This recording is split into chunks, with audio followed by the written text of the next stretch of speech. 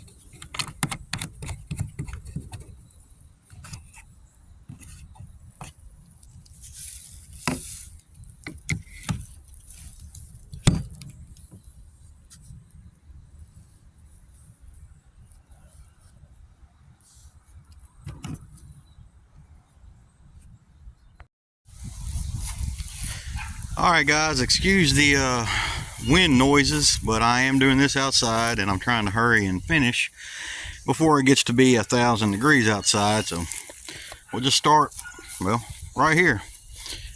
I added that dry storage hatch, and I used a little cheap jigsaw that I had that was never very good for cutting wood, but turns out it's pretty good at cutting plastic. I've got the one at the front and another one on the back.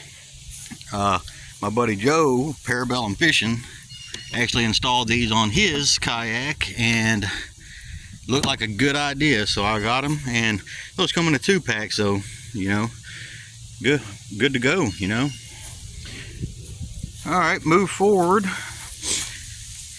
Not really an upgrade, so to speak, but this is just the camera system that I use. I got the one facing towards me, looking at that hideous mug of mine, and then I got this other one that's kind of low, so you know, typically I'm fishing from the left side of the boat, so anything I catch is going to be coming up on this side, and that will potentially get some good fight action, at least I hope.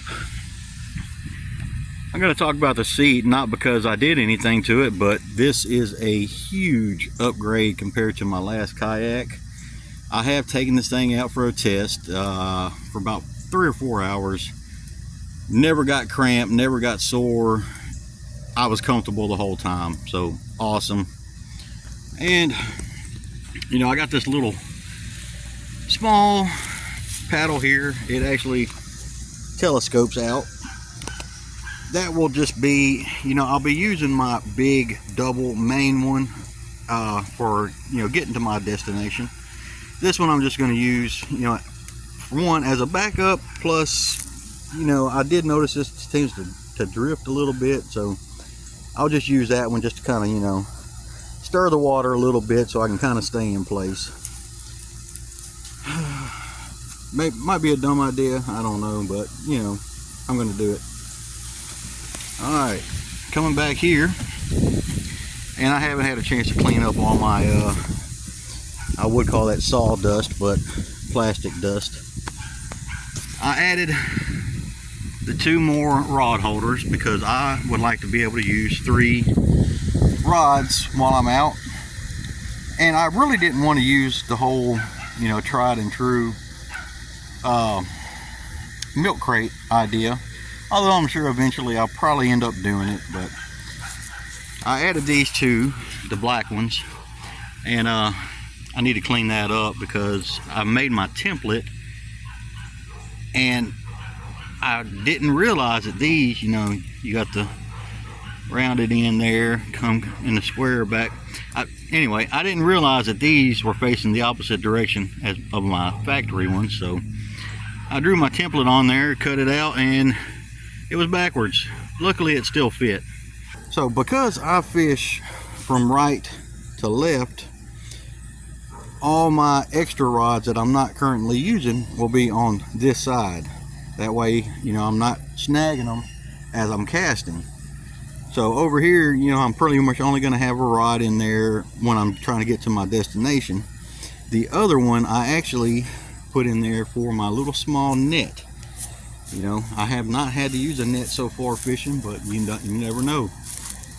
That will keep my net out of the way, yet within reach. So, you know, hopefully it works out to my advantage.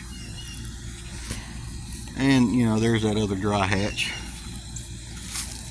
So I'll talk about the paddle rack first, just because it's kind of right there front and center. I found this track mount, and I don't really plan on using this side of the track, or this I'm going to use that one. Don't plan on using this one, so it's a perfect place for that mount. And you know, it just tightens up and you can take it off whenever you want. You know, once I get to where I want to start fishing, just clamp it down and I'm ready to rock. So since we're on this side, I'll go ahead and talk about this. That is my rod holder. Now I really only use this for when I can do catch a fish and trying to get the hook out of its mouth. And I used a hole saw, as y'all saw previously. You know, there is a tube going through there. I have a set of hole saws. I just found one that, you know, closest matched the diameter of that tube. Drilled my hole, inserted that, and we're good to go. Now, when I don't want to use that, there is a cap that can go on there. I don't think that'll really ever get used, but you know, whatever. I have it. And you got to find there you go. You got to find that sweet spot.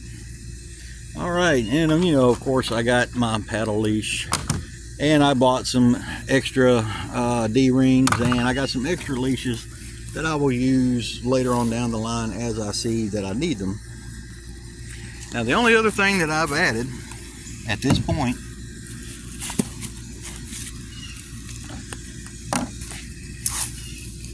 is that. I don't really expect it to last long, but it looks pretty sweet. So I'll look cool for my first trip out in it anyway. That's pretty much it, guys.